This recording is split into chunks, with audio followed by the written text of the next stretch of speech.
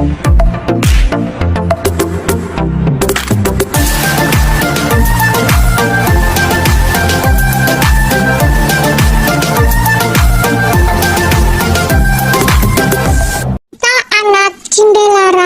dari Jawa Timur.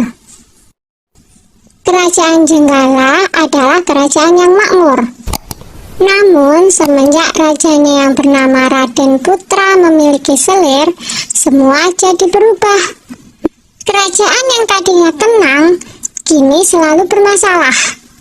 Selir raja yang iri dengan permaisuri menjadi dalang semua masalah tersebut. Selir raja ingin mengusir permaisuri dari istana.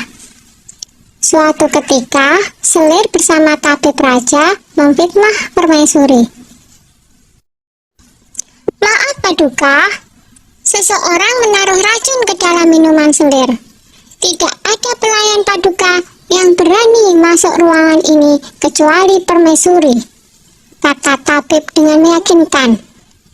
Raden Putra sangat terkejut dan marah mendengar itu. Ia memerintahkan patihnya untuk membuang permaisuri ke hutan. Untunglah Sang Patih adalah seorang yang bijaksana. Ia sebenarnya tidak tega meninggalkan permaisuri yang sedang mengandung sendirian di hutan. Maafkan hamba permaisuri, hamba tidak punya pilihan lain, kata Patih. Patih membuatkan rumah kecil untuk permaisuri dan kemudian meninggalkannya.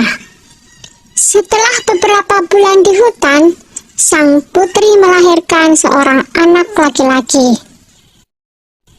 Anak itu diberi nama Cindelaras. Karena lahir dan tumbuh di hutan, Cindelaras berteman dengan binatang-binatang di hutan itu. Suatu hari, di saat asik bermain, seekor burung Raja Wali menjatuhkan sebutir telur.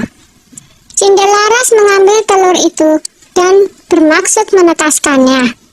Tetapi secara ajaib, telur itu menetas menjadi seekor anak ayam. Cindelaras sangat menyayangi anak ayam itu. Kian hari, anak ayam itu tumbuh menjadi seekor ayam jantan yang gagah dan bersuara merdu. Kicauan seperti seekor burung yang tengah bersiul nyaring. Yang lebih mengejutkan adalah setelah bersiul nyaring, ayam itu berkokok. Kukuruk!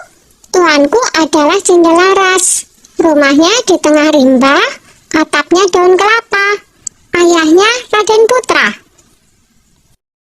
Cindelaras memperlihatkan ayam jantan itu kepada ibunya.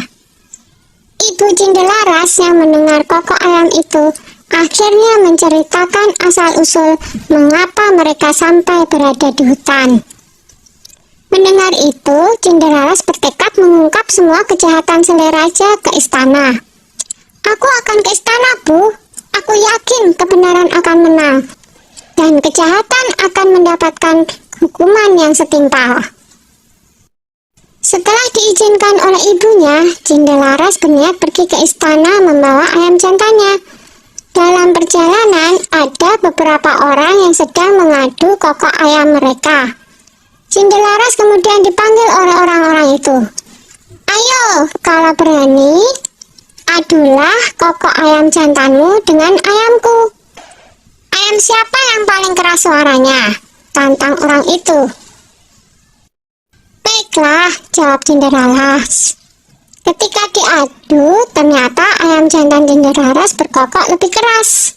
Ia mengalahkan semua lawannya satu persatu. Ayam Cindelaras tak terkalahkan. Berita tentang kehebatan ayam Cindelaras tersebar dengan cepat hingga terdengar oleh Raden Putra. Raden Putra penasaran dengan kokok ayam milik Cindelaras. Ia menyuruh Hulu Balang untuk mengundang Cindelaras ke istana. Hamba menghadap Paduka, kata Cindelaras dengan santun. Anak ini tampan dan cerdas. Sepertinya ia bukan keturunan rakyat jelata, pikir Baginda begitu melihat sosok Cindelaras. Raden Putra menjelaskan maksud hatinya mengundang Cindelaras ke istana. Raden Putra menantang untuk adu kokok ayam. Cindelaras mau memenuhi tantangan Raden Putra dengan satu syarat.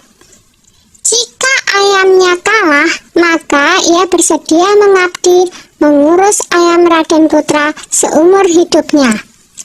Tetapi jika ayamnya menang, maka setengah kekayaan kerajaan menjadi milik Cindelaras. Raden Putra menyanggupi tantangan Cindelaras.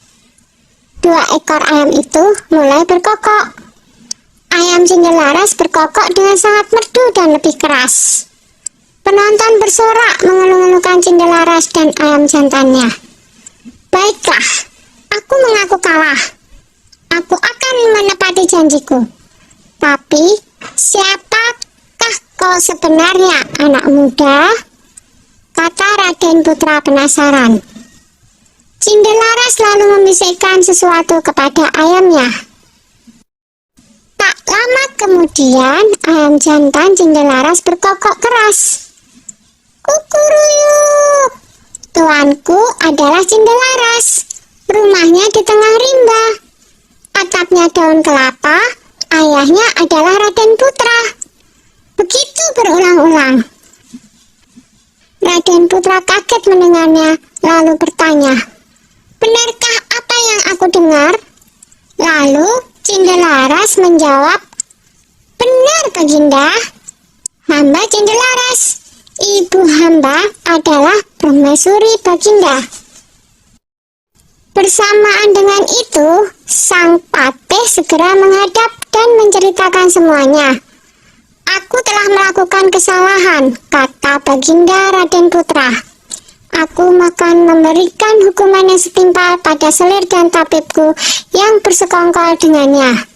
Lanjut Baginda dengan murka. Kemudian selir pun dibuang ke hutan. Raden Putra memeluk anaknya dan meminta maaf atas kesalahannya selama ini. Raden Putra dan hulu balangnya segera menyambut permaisuri di hutan.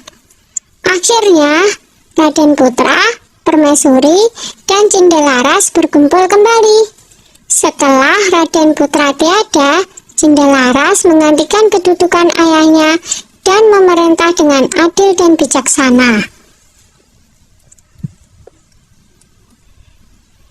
Itu ya cerita Cindelarasnya. Jumpa lagi.